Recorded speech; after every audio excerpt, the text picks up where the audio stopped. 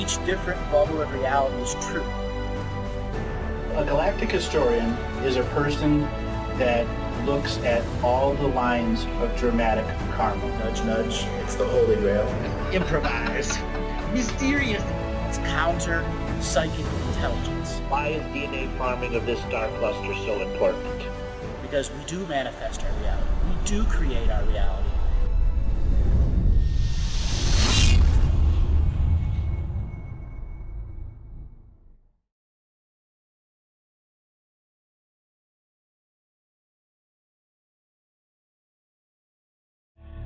Welcome to The Futurist with your hosts Ben Rohde and Alex Lightman. Each week we feature a specific aspect of our collective future with action steps you can take to make your own future better and brighter. Our guest experts are top futurists in their field who will remind you that anything is possible. Give us 90 minutes and we'll give you the future. Best show ever alert. We've got Andrew Bartzis, the Galactic historian, on the show. We'll be pulling him in just a second. We're so excited. So I got to tell you a little story about Andrew, or how I met him, right? So I watched a radio show with him about 3 years ago, and it blew our mind. I watched it with Jen. It blew our mind. And he has these revocations, activations, things that you read and take back your sovereignty around money or debt or slavery or love or probably everything. And so I printed them out. It was probably 20 pages, and Jen and I just spent a couple hours reading these and vibrating and feeling amazing. And so I was on a call with a friend of mine, Satyan Raja, who's going to probably be on the show in a couple weeks. And I was asking him, I was saying, it's been so hard for me to find somebody to do sessions with. And I want somebody who, I don't want them to, give me advice. I don't need advice in my life. I don't need business advice. I just want somebody who's going to channel my future for me. I just want somebody that's just going to give it to me and is good enough to just nail it. Right? And so he was like, well, you've got to talk to my friend, the Galactic historian. And I said, okay, cool. Give me his info. And so I got a session with him, and he blew my mind. Every question, it was like, I wrote a list of 20 questions. And Alex, I told you to write some questions. So I know whether you wrote them or not, I know you're going to have some good ones. But every question I asked him, it was like a quick yes or no answer, and then the explanation, and then it was like, I can go deeper into this, and we could spend 90 minutes diving deep into one thing, or access more questions and more answers. So what are you most excited about talking about, Alex Lightman? All right, looks like I'm here, but it seems like I had a deja vu. Are you, Ben, are you there? Talking to me now in real time? Because I heard you talking to me in parallel, like a few seconds ahead of time. Whoa, deja vu. Am I talking to you twice? Yes, you're talking to me twice. So what's happening right now is you're listening to me and my higher self at the same time coming in tandem. So whichever one of us you decide to listen to, I think you'll be in good hands.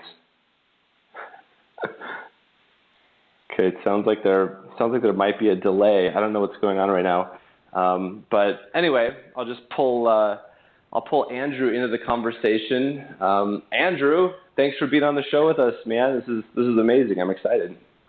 Welcome. I'm so glad to be on the show. And after our first session, I realized how deep I connected to you, and then we talked afterwards. It's great to be on the show. I've been doing radio myself for going on 4 years now, so it's really exciting to be on a show like this. Oh, it's so fun. Yeah, it was a great session, and we couldn't stop. We were talking, and I was like, let me buy another hour. I want to continue this. And he was like, this is the most amazing. Anyway, it was good. And then at the end of the call, I said, is it in our Akashic Records to do a radio show? And absolutely, we're doing it. here's the future now. And the future happens fast. So I'm excited about the topic of this show, the future of our humanity. I mean, what better topic? I mean, every other topic we talk about just brings us to the answer of this specific topic. And we probably should have chosen a 3-hour time slot on this show. But here we have 90 minutes. So what is it that okay, two things. First of all, I want to ask you a question. The question I said that I was going to ask you beforehand, that I was going to surprise you with, is, my wife's a clairvoyant, and, we hang out with a lot of clairvoyants, and so to be specifically tapped into the Akashic Records, I don't know what that looks like exactly. Does that look like you can give time frames and exact predictions? Like if I were to ask you, who's going to be the president? Is it going to be Hillary? Is it going to be Trump? Are they both going to get arrested and it's going to be someone else? Are they going to get nominated and then impeached? Like, do you have that specific information? Because I know when we were doing our session, you had very, very specific information, but on a global scale. And I know the answer is, there are many different timelines that we could choose. But what does this look like when you're reading the Akashic Records? Okay. So the way our system of shared reality rules works is everyone has a belief that has a placebo around it, that has past lives attached to it, that give us the foundation of the way our shared reality rules works.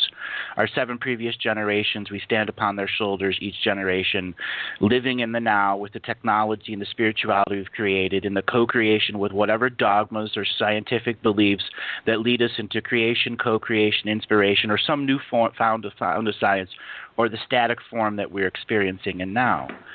10 years ago, the system itself, the esoteric side that runs the world, was trying to create 5 or 10 years of your future based off of its prediction models that it had off of your taxes, your life force, and all of the other esoteric things that it would use to predict you.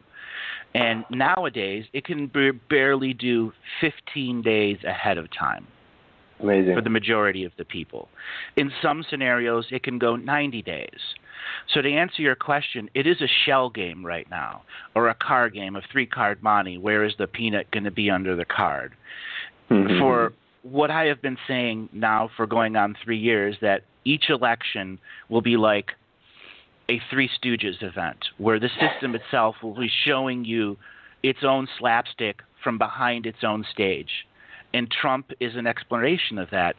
3 years ago, I began to give what I call media predictions, something anyone that looks at the media can do. You don't need to be an Akashic record to realize that everything in the media is a sequel. Everything is about keeping the status and static quo. From that point forward, observing the Akashic record isn't observing about the wholeness of our world. It's how the individuals change their own bubble of reality. So as we go closer and closer to the election, you will have those that will be giving their tacit consent for 4 more years of reality control, and then you'll have those others that make a different choice, who choose to see the duality of the world they're living in, that the power of their vote truly means nothing at this point, and they will go into the power of their consciousness, and they will make what I call a separation of densities. So the world, for those that are ready to give away their power, will continue. And for those that are ready to see the power of spirit, the power of science combined with it, so logic creates order, and from order creates clarity, we'll discover consciousness as the next level of scientific and spiritual interaction that leads us away from a system that only wants static reality. So the bigger answer to your question is, it isn't about a global view. That has actually been part of this global infrastructure of distraction to keep everyone entangled in the 24-hour news sources at a bombing in Bali or a rape in India that have nothing to do with the living life in Iowa or Mexico City. There are no filters to information. Information is still heavily weaponized in our world, and it'll be the conscious geniuses of this world, both of science and spirit, who come together in their own forms of factions and begin to challenge the commonality of the tongue and say, who will we go to create the 27th letter? because right now there is no governing body to add a letter to the English language. It'll be the consciousness explorers who separate into communities such as Ben is building, so that spirit and science, or whatever other expression, is freely allowed to be a part of it without the dogmas of finance defining where science will go or what theories are created. The future of our people rests in the individual, who take up the mantle of responsibility that our world is a shared reality rules, that physics will ultimately change. In the 1400s, you had Galileo, so on and so forth, each time rediscovering a different form of science until they discovered the changing of how the speed of light works. They discovered that light doesn't need really a medium to propagate. Well, we can take some of those terminologies and apply it to our own consciousness. And then we look at the system of media. Whose consciousness is creating that media? Is that a free-thinking media? Is that a controlled media? There is the undiscovered country of freedom. There is where whoever is elected will create a polarity and charge so great in the people that there'll become a full separation of densities. Those that choose to create thought constructs in their mind and do something with it that create invaluable sources of information to this world, like we've done in thousands of generations past, spawned the geniuses of different eras who have changed the very thinking of our people. This election, to me, represents that separation of densities where the control system has gone so awry and allowed such bombastic personalities to define the way the system works, reality works, that individuals will then be motivated enough to get up and march in the same scale and size of the 1960s and 70s, but they won't be beating the drums of anti-war. They will be beating the drums in rhythm with the earth, in rhythm with the science that's saying there is something new out there to discover, and the dogmas of the old, both spirit and science, can be set aside to those non-believers or those static believers, and a new consciousness movement comes together. That's what I see for the future of our people. I love it. And this is one thing that I've been actively creating, and in my reality is that no matter who gets elected, no matter who it is, whether it's Trump or Hillary or Godzilla, no matter who gets elected, it's not going to be another year of heavy density of the static quo, right? It's going to be, no matter what happens, something good will come out of it, whether it's the people waking up faster, right? If they don't want to wake up the easy way and create something beforehand, they could wake up the hard way and create something after. But us living here in Costa Rica has created a life of lightness, right? So we're out of the density so that we can better create a world of lightness for everyone else in our dream, right? So I love this. So here's another layer. So when it comes to the presidential election, you asked for something to look, what does the Akashic Records show? It actually shows what I call a bifurcation. Great. That means that election creates a wave of energy in the seen and the unseen spectrum of belief, okay? And then in the actual scientific spectrum where our belief begins to manifest stuff. So the actual election is a card game. But I will say no president has ever been elected. Every president has been selected by the governing body of our world. Right. This election will show the governing body of our world of unelected oligarchs. Yes. That is the most important thing to understand. By bifurcation, you're referring to the bifurcation point of thermonuclear dynamics, which is chaos is entered into the system, and Correct. The cell has one of two ways it can go. The cell can either evolve, either push through the chaos and learn from it and evolve, or reject the chaos and stay the same. Correct. And in a shared realities environment, that means those that reject the change become encapsulated it. And this is where I say the dream world is that next undiscovered country where we will be able to create thought constructs in our regular meditative moments and then fall asleep and learn lucid dreaming techniques to advance those thought constructs and then awaken from them and learn to download them into our cellular memory, which is our common idyllic memory, so that common geniuses become common everywhere we are. Just That's as we learn mnemonics to store and encode data, we are beings of encoded light. And each time we come into a physical body, we are a non-localized soul who becomes manifest for a localized moment, empowering a DNA skin suit to have consciousness in it that only perceives this reality in light and memory.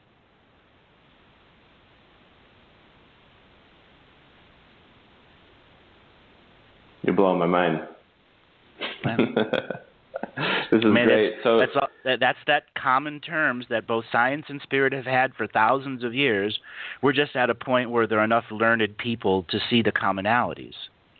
Yeah, and that's one thing we've been seeing for a long time is all these teachers and the healers and coaches, like everyone's coming out of the closet now. It's like everyone's waking up and they're stumbling into some kind of life purpose and they're saying, oh my God, I am part of the service to others soul family, and I'm here to do something big, and I don't know what it is, right? And they're like, whether people are being fully successful in that mission or not, they are anchoring in a consciousness. They are anchoring in that energy, so that whatever it is that happens, they are there as antennas and acting as a collective consciousness saying, I choose my free will to wake up. I choose my free will to create my future in a way that serves me rather than let somebody else create my future. And, those that have been creating the future have been doing us all a huge service by creating our future so that we don't have to think about it, right? Setting up the systems and running the country so that we don't have to think about it, so we can keep hitting the snooze button and say, oh, I'm just going to sleep in a little more. You guys got this? Okay, thanks. And now we're coming into a level of spiritual adulthood where we can say, thank you. I'm ready to take over from here. So 100 years ago, let's say 116 years ago, 1900, it didn't work that way. Everyone created their own life. The only thing that was connecting us was the very beginning of radio and telegraph and books. So it was a very individual, specialized local bubbles of reality. When telephone, radio, and TV took over, this whole global way of running our lives was created. So it is not very old for us. Right. And that's one of those things that humanity itself has to use hindsight and foresight simultaneously. And that's a birthright everyone has. Everyone's had that moment where you see the past, and then you clearly see your future, the goals that you want to create. I say that that's a mystical experience. And when I say mystical, meaning you're engaging your physical and your spiritual intelligence. You're not in competition with whatever's around you, and the information and the data and the clarity flow, and you create mental algorithms that are called goals. And those goals become very advanced as the individual spiritual genius and the human genius takes over to make a thought construct that says, I will make a business. Whether it's a business that changes the world, a business that informs people, or a service-based something that goes out and educates people. Because educating people about the bifurcation process, that's probably one of the most singular, most important things to be doing in the next 20 months. You were asking what I see in the Akashic Record and what can happen tomorrow and the next day. An infinite amount of things can happen at every moment. So when I use the Akashic Record, I look at an individual person, and I go into their crown chakra, and I look at the total number of potentials that this person is creating through their thought constructs from that of the beginning of the being as the fetus in the mother's womb. That's where their living space and their dream space of the Akashic Record began as they immigrated to this world. And within those potentials is what's known as a 1 degree of separation. Everything that being will meet. Every person that it's ever walked upon the street, every person that's ever heard the breath. That is its equational representation of how it can impact the world. That impacting of the world creates a sum value that everyone else may interact with. So in a mathematical equation or a spiritual mathematical algorithm, we all have a 1 degree of separation that gives us the potential of achieving a unity consciousness expression. Yes. I say it takes about 200 people that are in the intermediate level of advancing of lucid dreaming and common spiritual processes can make the first grid of a unity conscious, meaning they can share simple telepathic messages without a technological transference. From there, you must build the common moral code. It's like teaching the world Morse code in the 1900s or the late 1800s, also going to, well, what is the responsibility of telepathy? In previous, our histories, the militaries weaponized these concepts, both in Russia and here in America.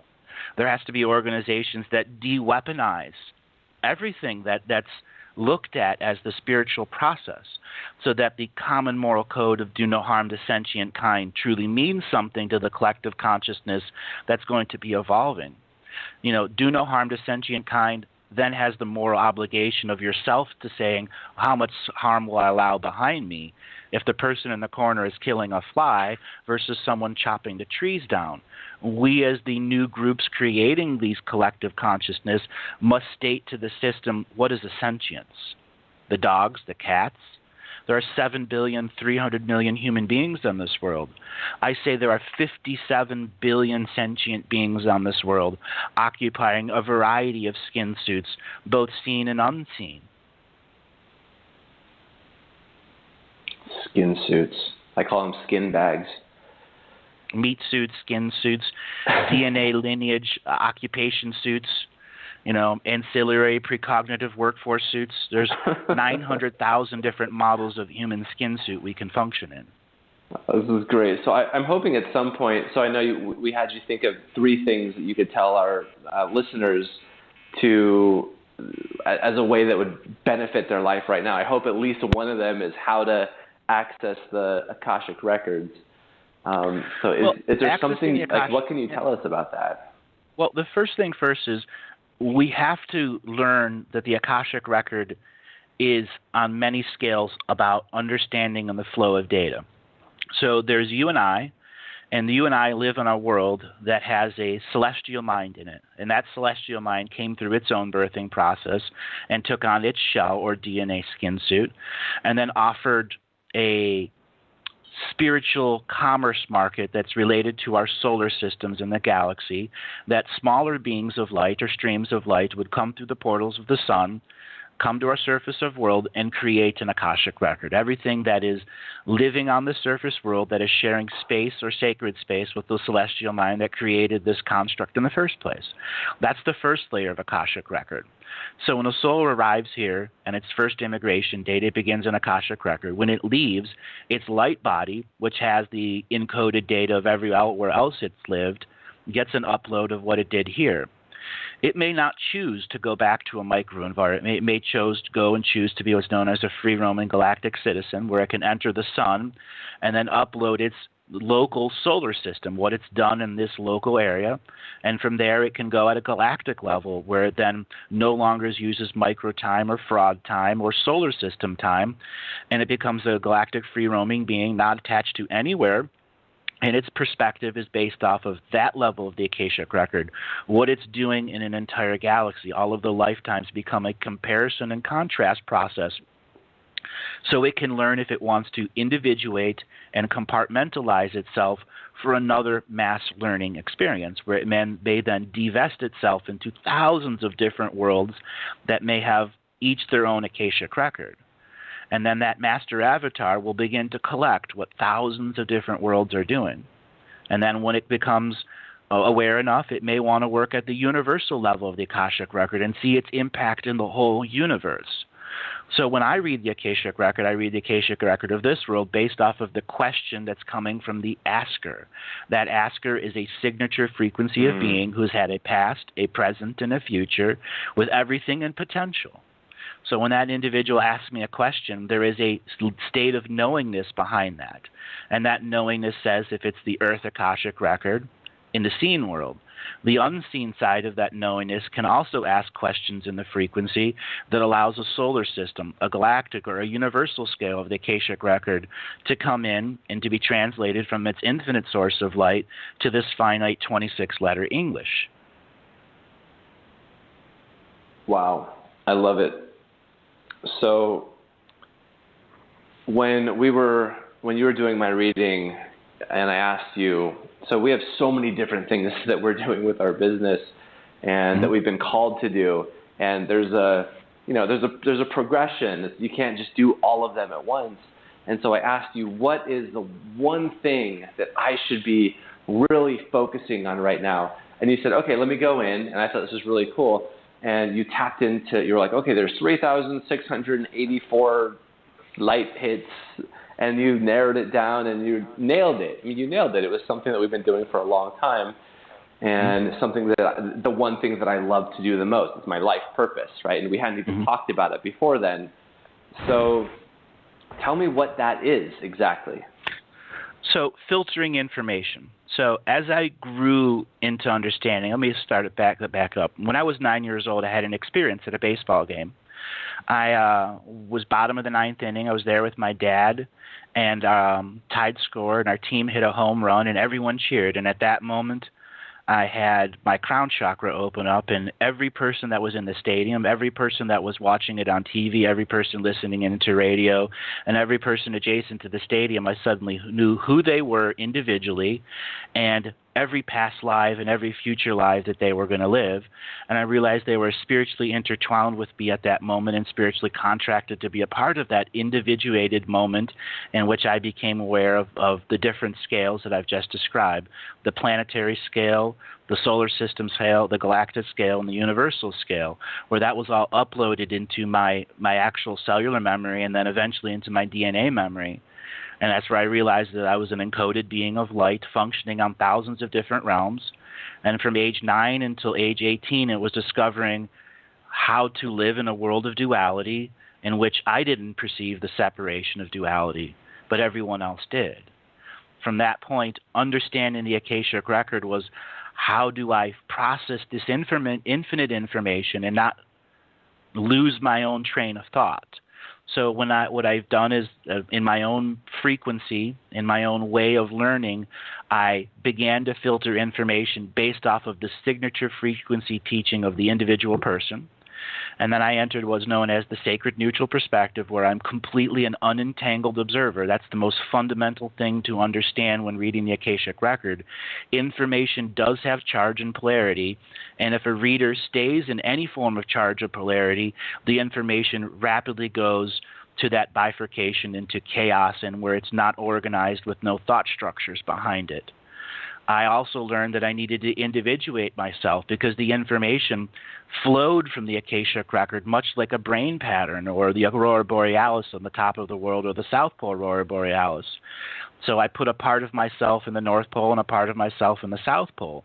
And those are thought constructs, soul shards that I specifically created in ritualization ceremonial processes so that I could be simultaneously in the North Pole and the South Pole. The North Pole is our ancestors. It is also the dreaming mind of Earth. So the 7 previous generations' knowledge and wisdom is there. Our 7 future generations live in the South Pole, where they have individuated astral cities that are known as immigration cities. And these are the ones that take the life out. So when life is leaving and another life force comes in, there's an exchange and management system in the South Pole. The 7 future generations have a whole different way of seeing our processes. So the Akashic Record, when you observe it, you don't just observe this single individual entangled being for a single moment. You observe their 7 past generations and their 7 future generations, because every process is still related to our past and our descendants of the future. The people of now bear the responsibility of acting in the now. So when I observe actions or inactions in the now, it has implications on this Akashic Record level, the solar system Akashic Record level, meaning what soul families are in potential to come and engage this person's spirit, so the physical genius or the spiritual intelligence or the physical intelligence is amplified many millionfold. So reading the Akashic Record is understanding the 7 past generations and the 7 future generations are just a synopsis that I translate into a context. So I understand what the individuated compartmental being of now and the uncompartmented being at the higher soul is trying to do through planning 1, 2, 3, 4, or 10 lifetimes in a row. Wow. Wow. So I had a thought yesterday that just kind of came through me as I was asking my higher self the question that so many people have thought about, and it's, do we actually have free will? Can I do anything I want, or am I predestined? Or and I think the answer is both, right? I think that yes. It depends on which direction we're looking at in time, right? So time doesn't exist. All things are happening at the same time.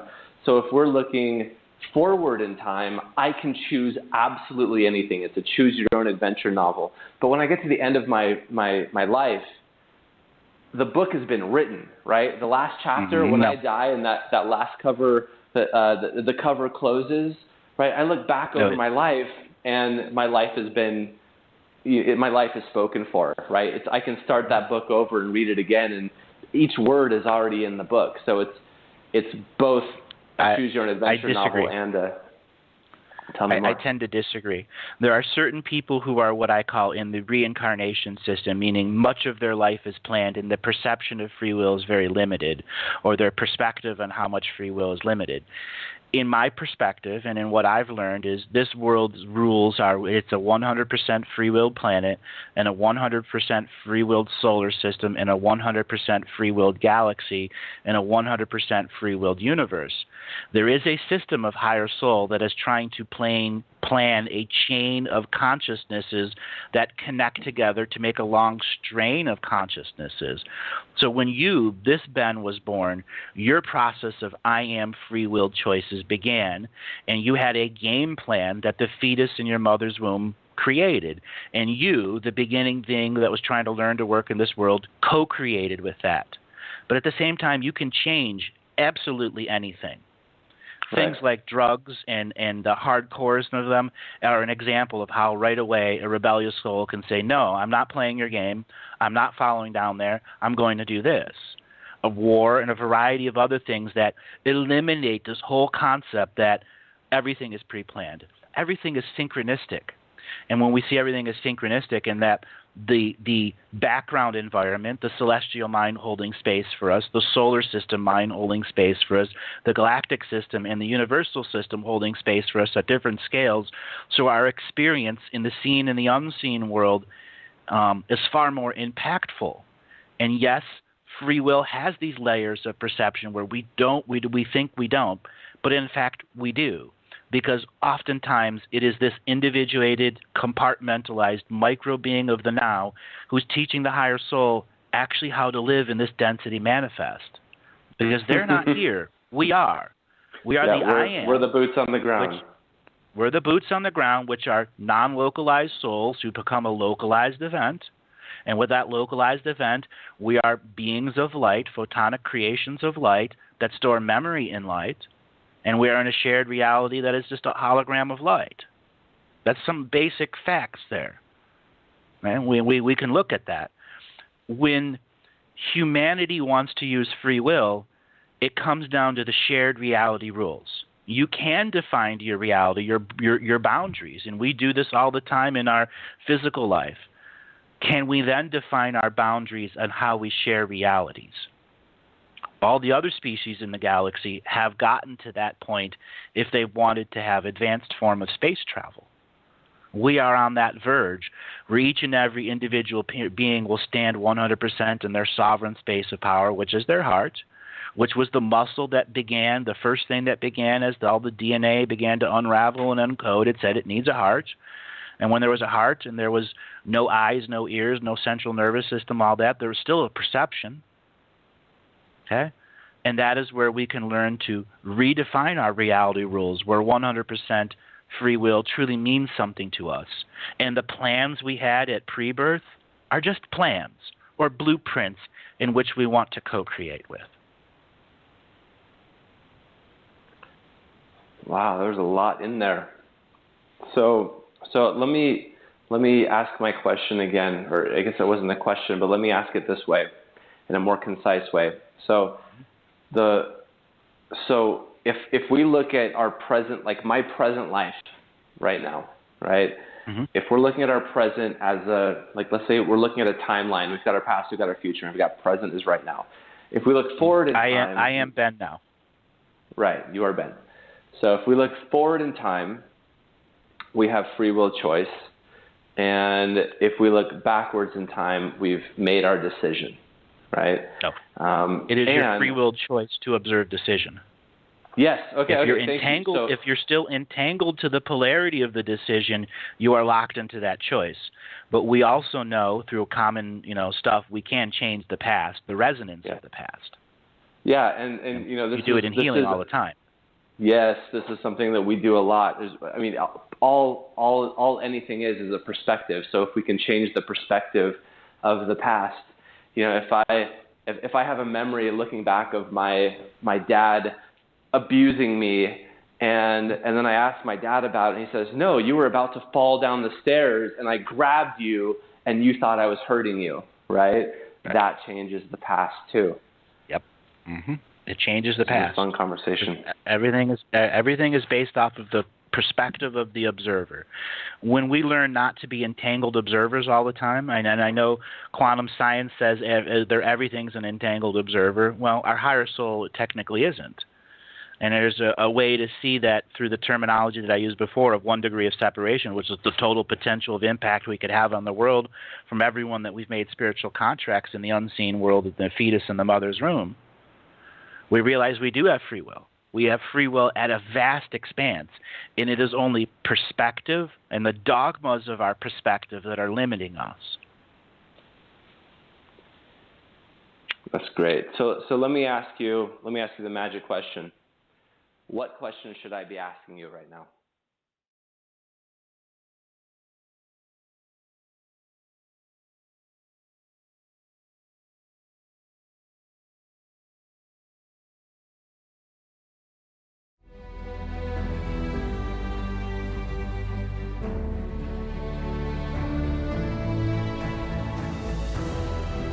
Each different bubble of reality is true. A galactic historian is a person that looks at all the lines of dramatic karma. Nudge, nudge. It's the Holy Grail. Improvise. Mysterious. It's counter psychic intelligence. Why is DNA farming of this star cluster so important? Because we do manifest our reality. We do create our reality.